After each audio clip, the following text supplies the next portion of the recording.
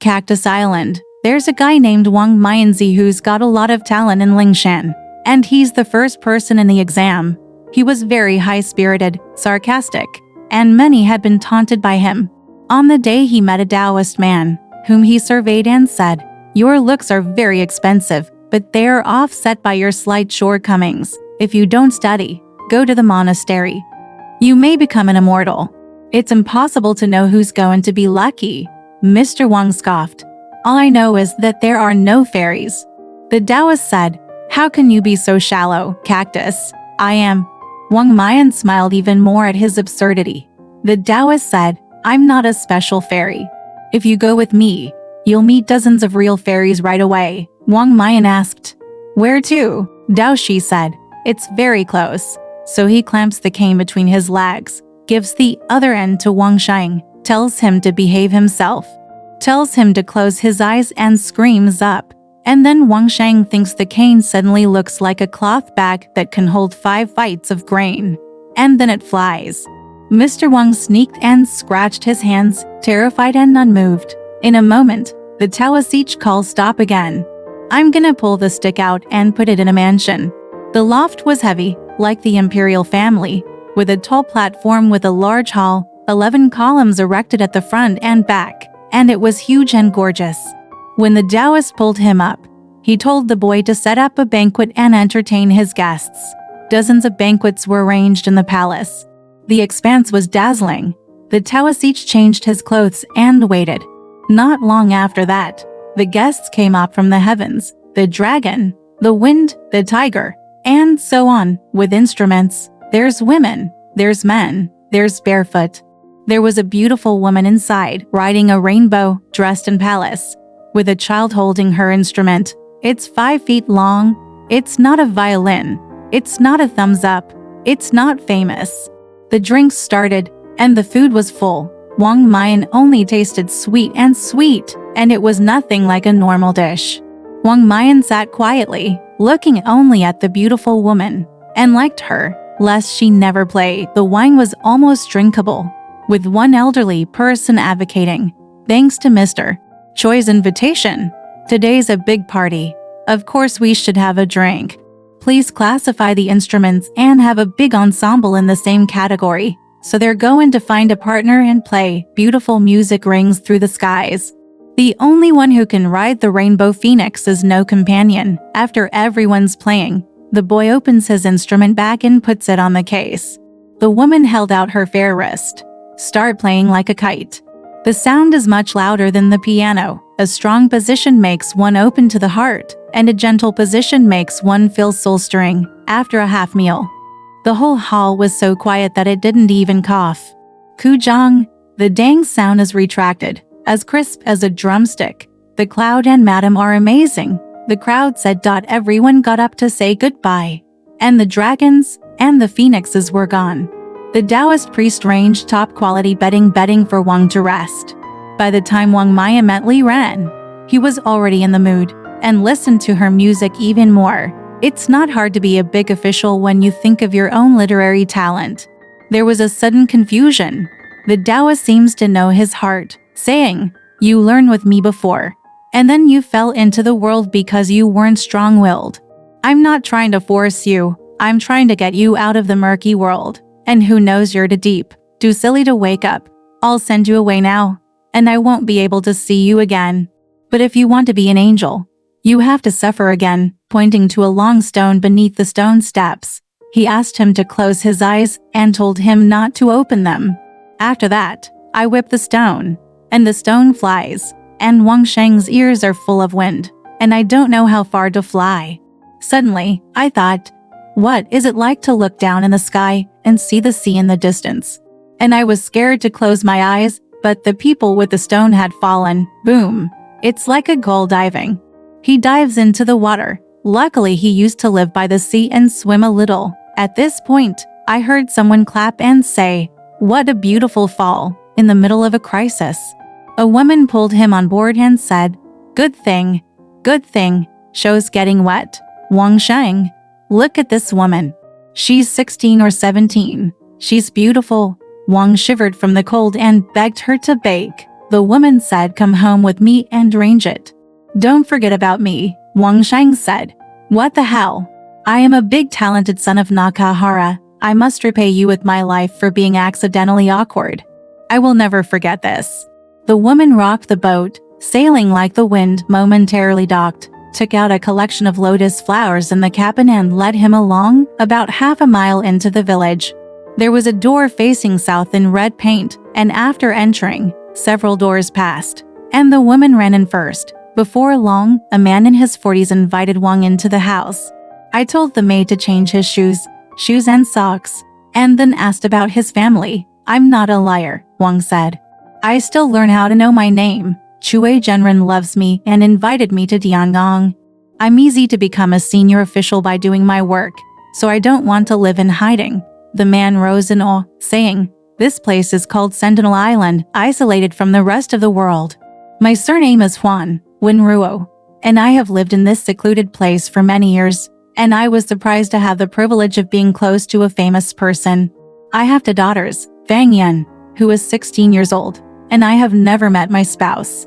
How about asking her to serve you?" Wang Mayan thought it must be the Kalian girl, and immediately stood up to thank her. The man asked several well-respected people to join him in the neighborhood, and the servant called his daughter immediately.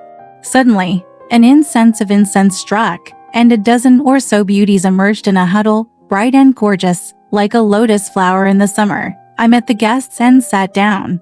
That Kalian is one of about a dozen beauties. After 3 rounds of drinking, another teenage girl emerged, handsome and smiling under Fang Yun's arm, looking round with the eyes of a spirit. "The girls aren't in the embroidery room. What are you doing out there? It's green. It's my little girl. It's smart. You can memorize the 3 graves and the 5 classics." She was called to read poetry to her guests, and the green cloud instantly recited 3 bamboo branches, which made the sound of young children turning around so beautiful. Huan told her to sit next to her sister. He also told Wang Shang, "A talented person like Wang Lang must have written many good articles. Could you please tell everyone to listen to him?" Wang Mayan recites a close-body poem with gusto, and looks proudly left and right. There are 12 lines. There rests a beard left, and a small drink will dissipate it. "Neighbors, old people," chanting, Fang Yan whispered to him. "The first sentence is that Sun Wukong leaves the fire cloud cave, and the next sentence is that Chu Baji has broken through the Sunmu River." The audience was full of applause and laughter. Huan asked Wang Sheng to recite another, and Wang Mayan recited another waterbird poem, Juan to Mingji, which suddenly came to mind. He gave a little meditation, and Fang Yan whispered something to his sister, muzzling and laughing. My sister recited her brother-in-law's sentence. It was a dog, Ms. Lu told her father. Everyone couldn't shut up with a laugh. Wang Mayan was embarrassed. Mr. Wang's expression calmed when Mr. Huan gazed angrily into the air with his eyes. Huan Yu asked Wang to introduce his article. Wang Mayan thought the reclusive must have bragged that they should have taken the first place in the exam, entitled Kaozai Menzikian, without knowing 8 strands of language. The first sentence of Wang Mayan's essay goes, "The saint praises the great and the wise for their filial piety." Green Cloud looked at his father and said, "The word filial piety should have been someone else's word for the saint's failure to praise the students." Wang Mayan listened, and his emotions immediately fell. Huan laughs and says, "What do kids know? Don't pick this one. How's the commentary?" Mr. Wang then recited the words, and each time the sisters whispered, as if they were critical words. They mumbled and mumbled. Wang Mayan read his pride, even the examiner's comment, which read, "Sore words." My sister said, "You should delete the word cut." Ms. Lu told her father, "Nobody understands why." If Mr. Huan feared that she would say something embarrassing to Mr. Wang again, he would not dare ask. Wang Maya memorized the article and then introduced the examiner's general comments. There's this sentence, "If Rouse blooms, all flowers will fall." Fang Yan ran away from her sister with her mouth covered, and the two laughed as they leaned back and forth. Green Cloud said to his father, "My sister says, you should be far down from Laos. People don't understand." Ms. Lu wanted to say that Ms. Fang resisted laughing and terrorized her. "If Nico says it, she won't kill you." The crowd was even less clear, guessing what it was. The green cloud couldn't help but say, if you delete the word cut and say pain, then it doesn't work. If you beat the drum 4 times, isn't the drum it doesn't work. The crowd laughed, and Mr. Huang angrily scolded them, and quickly got up to drink. At first, Mr. Huang bragged about his talent, and by then he was less than steamy and sweaty. Mr. Huang added a few words, wanting to give him a chance to step down, saying, "When I first thought of this, please join me in an instant sentence. There is no difference between being with a prince. A strider's head will turn into a turtle in the middle of the night, Mr. Green said." Fang Yan laughed and kissed her hands and limbs. Green Cloud ran away and looked back at her sister and said, "What's your problem? You curse over and over again, and no one else can curse." She left smiling when Mr. Huang scolded her. The old neighbor said goodbye. The maids led the Wang Mayan couple into the interior to rest. The interior has screen beds, beautifully furnished and lit by candles, and look in the cave, shelves, books. Ask her a remote question. She can't answer. Only then did Wang realize that his studies were far from complete, and that he should be ashamed. When Fang Yan cried Ming Ping, Kyle Yang came running over to find out her name. He was sneered enough just now, lest his wife look down on him. Fortunately, Fang Yan, though he had a strong mouth, was extremely gentle to his husband, and Wang Mayan was relieved.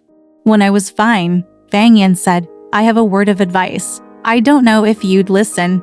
Wang asked, "What advice?" Fang Yan said, "It's also a way to cover up your shortcomings." Wang Mayan, once listening, was humbled and stopped writing. As the days went on, Wang Mayan and Ming Kui became affectionate and said to Fang Yan, "Ming Kui has saved my life and wishes you to be kind to her." Fang Yan agreed at once. Sometimes couples play in the bedroom, also called Ming Chang. The relationship deepened and slowly grew to the point of making eye contact and gesturing for cues. Fang Yan senses it and blames Wang Mayan. He listens only, so he muddles through. This evening, Wang Mayan and Fang Yan were talking. Feeling lonely, suggested that Ming Kui be shouted. Fang Yan was not allowed after reading so many books. "Why don't you remember the words solo music?" Mr. Wang said. Fang Yan said, "I said you didn't understand, which is more proof you don't even understand a word. If you ask for it, who cares? Say no." The couple laughed. When Feng Yan's sisters happened to go to the next daughter's place for an appointment, Wang Mayan got an empty one and immediately called Lai Minjing to have a good time. That evening, Wang Mayan felt a small stomach ache, after which the genitals retracted. Fang Yan was terrified, and Fang Yan laughed, saying, "Must have been a good thing. Wang can't conceal it. He's telling the truth." Fang Yan said, "I can't help myself to the trouble I've caused. Let it go." After a few days, Wang Mayan was depressed. Fang Yan knew and didn't ask, but looked at him with bright eyes. "You are responding to the old saying, if you have the right heart, your eyes will be in the clouds, Mr. Wang said. Fang Yan laughs. "You should also say, if you have a wrong chest, you will have eyes and eyes." The square of no reads like eyes and deliberately makes fun of him. Wang Mayan also laughed and begged Fang Yan for treatment. "You don't listen to advice," Fang Yan said. "Before this, you might have suspected I was jealous. You don't know. This maid was never meant to be close. And I used to say that because I loved you. But I didn't mean to feel sorry for you. Alas, there's no way treat you, but the doctor must observe." "Yellow bird," he says, reaching into his clothes. Wang Mayan heard him funny, didn't laugh, and laughed ill. After a few months, Wang Mayan told Feng Yan about his parents' old age and young children. "It's not hard to get home, but I don't know when I'll see you again," Feng Yan said. Wang Mayan listened, burst into tears, and begged Feng Yan to go with him. Feng Yan considered it 3 times before she said yes. Huanwing gave them a banquet. Green Cloud brings in a basket and says, "My sister is leaving us far away. There's nothing to give. I'm afraid you won't have a place to live at sea. I built a house for you overnight. Don't be rude." Miss Yoshiko accepted, looking closely at slabs made of fine grass, small as oranges, big as oranges. There are about 20, each with a rafter with a clear roof, a bed and table view. the size of a sesame grain. Wang Mayan thought it was a child playing tricks. But he also admired her handiwork. Fang Yan said, "I'll tell you the truth. We're Dixian, and we married you because we had something to do with you. I didn't want to go with you. Just for your old father. I'll have to come back in 100 years." Wang Mayan said yes with deference. Huan Wing asked, "What can I do for you?" Dry. Mr. Wang, who had been exposed to water risks, said he was willing to take the dry route. Out the door, the horses are already waiting. The Huanwing family is on their way home. Wang Mayan was desperate to leave. Fang Yan took out a piece of white silk and shook southward, immediately turning into a long levee. How wide was the long levee? When asked at once, the levee was closed. There was an us tide. Fang Yan stopped the car and stopped the horse from walking again, got out of the car, took out the house made of grass in the basket, arranged the house with the maids such as Mingpiao according to a certain layout, and suddenly became a large house yard. Come in and unload your clothes. Just like the house on the island, with the table and bed. By this time, it was too late to stay. The next morning, Wang Mayan was asked to bring his parents to support him. Wang Mayan found out that the house had been changed and asked the neighbor that his mother and son had died prematurely and that only the old father was still alive. Wang Mayan's son, a gambler, lost all his fortune, and his grandparents had no place to live, temporarily lodging in the West Village. When Wang Mayan came back, he still wanted to take credit for his work, so he didn't pay attention to his family's situation.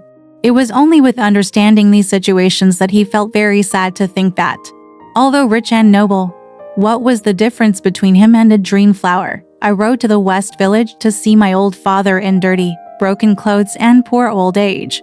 The father and son wept and asked about his unpromising son, saying he was out gambling and never came back. Wang Mayan picked up his father at once. Fang Yan asked his father to take a bath after he boiled water, brought in a satin suit to live in the incense-infused bedroom. I sent a letter to ask my father's old friend to speak with him. My old man's life is beyond the famous.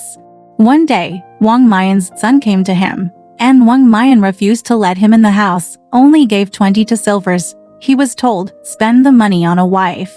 Come back." Whip! My son left in tears. Since Wang Mayan went back to his hometown, he did not have much contact with others, but his old friend came by chance and left some money for a few days, so he spoke more modestly than before. One of them, Huang Ziji, is an old classmate and a famous man who can't meet De. Wang Mayan kept him for many days. He used to say secret things and give away lots of money. After living for 3 or 4 years, Mr. Wang died, and Mr. Wang paid $10,000 to see the land. By this time, his son had become a family.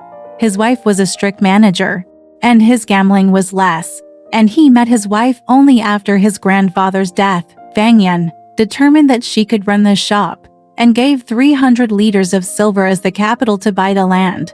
The next day, Huang Ziji took Wang Mayan's son with him to pay a visit. The compound where Wang Mayan lived was gone, and it was unclear where they had gone.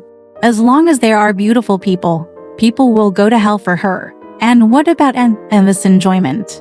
The emperor's court will be empty if the fairies on the ground allow those beautiful people to be taken away.